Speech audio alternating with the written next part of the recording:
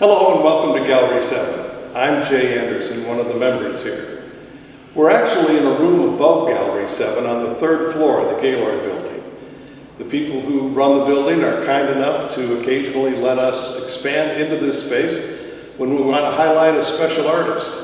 And today we have one of those special artists with us, Mr. Doug DeWitt. Doug, welcome. Thank you, Jay. Thanks for having me. I appreciate the opportunity to show in this beautiful space in a really cool old building in Lockport, which has such great history. It's very inspiring, so thank you. Doug, can you tell us a little bit about your background and perhaps what brought you to becoming an artist? So I'm from Northwest Ohio, and I'll go all the way back to my childhood, which was basically playing in the creek and playing on my grandpa's farm and the old buildings and everything. So I think those are kind of important in the formation of my aesthetic and habits. I went to school to study graphic design, and I took a lot of art classes at the same time. I knew I could draw from an early age.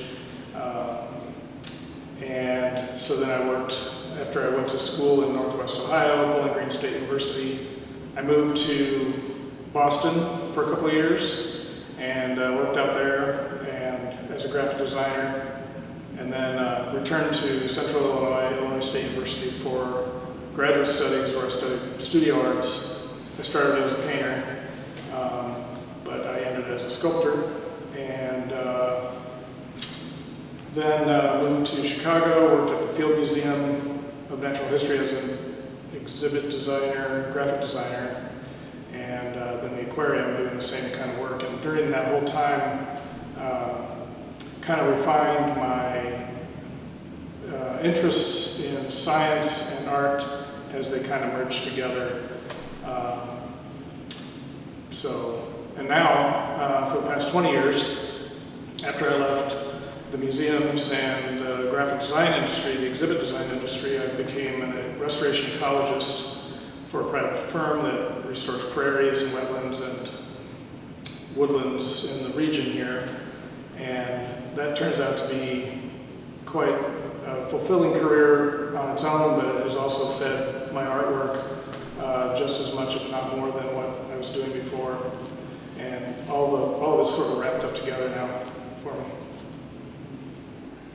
Doug, you've titled the exhibit Suggestions of Gravity. Can you talk a little bit about what that means to you? Suggestions of gravity. So my thought with the word gravity is that with a lot of my titles, not just for shows, but also for the individual works themselves, I like to refer back to nature somehow, to the physical quality of not only the objects that I'm making and the materials that I'm using, but also just the world around us, whether it's the natural world or the human activity within the natural world, whether that's good or bad. I like to refer back to that. And the other thing about the word gravity that I like is that it also means seriousness. There's something very important, I don't know exactly what the definition is, but it's the gravity of the situation.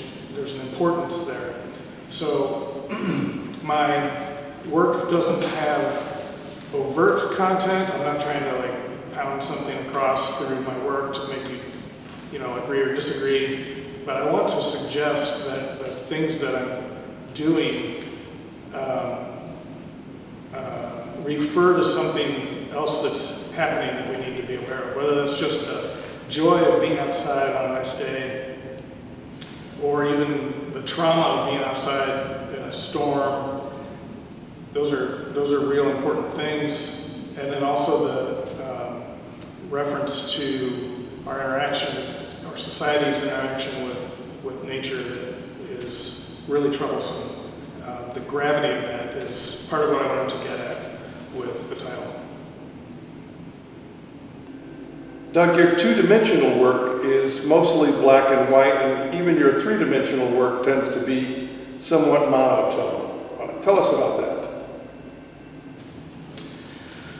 So the color thing, I think, confuses me a little bit. and causes me in the making of the work to think about something I'm otherwise not interested in. It's also true that I'm a little bit colorblind, so that throws off the whole mix a little bit, and it causes me to, I guess, struggle with color. I took color theory in graduate school, and I learned a lot about color theory. So when I was painting, especially when I was making a painting, I felt like I could do just fine. Although it was harder for me because I had to be conscious of the things. I couldn't just paint based on what I was seeing because I never trusted what I was seeing. I always had to keep my paint tubes really clean so I could read the word, because if I knew that it was purple I was using, then I could see that even though it looked blue, it was purple. So I could make it was more like a concept painting almost. And then a week later I couldn't really tell that I used purple because I can't really see it looks blue. So as I started working with natural objects, I realized that I didn't have to worry about that anyway. I am aware that there are colors in the works that I'm using, but they're very subtle. A friend of mine would say, "Oh, I love the green aspect of the color of the patina that's on that piece of metal." And I'm like, you know, it looks great. I mean, it's just a really interesting texture and grayness. You know, that's all that matters to me. But on the other hand, when I can see the color, then I am aware of it and will sometimes make a piece that is, I guess I'll say it again, aware of the color. But the color, gray and brown and black and white, those are colors to me. And the textures are, in a way, colors as well. So I think the subtleties, the range of what you're looking at visually maybe just squishes down a lot, and that if you get really close to it and let yourself think that that's color and realize that it is, that's satisfactory to me. And I have nothing against color. In fact, lately I've been actually trying to get more colorful elements, brighter colors, into my pieces, not the drawings. Well, yeah, the drawings too, but also the found objects. There's more specific color in some of those now than there was before. Is there anything that you've ever come across that was either too disgusting or just too perfect in its own setting for you to disturb it and use it in your art? Yes, there's a shining example of this.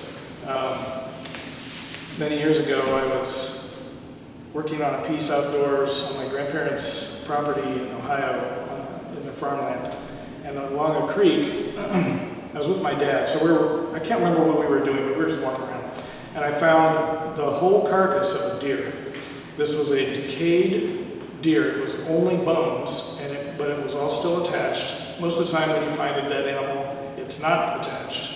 And it's either all bones and unattached, or it's gross, because it's still decaying. This was a clean skeleton of a deer, and I was kind of overwhelmed, and I was like, I gotta collect this. I gotta keep it. And so I picked it up, and I'm walking with it. My dad's like, what are you doing?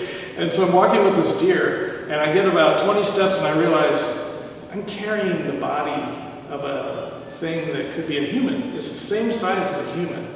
And so I carried it a little bit further, and I put it back down under a tree. And I was like, it's just gonna need to stay right there. I can't do it. So that was an interesting experience. I picked up bones here and there and antlers here and there, but never a whole body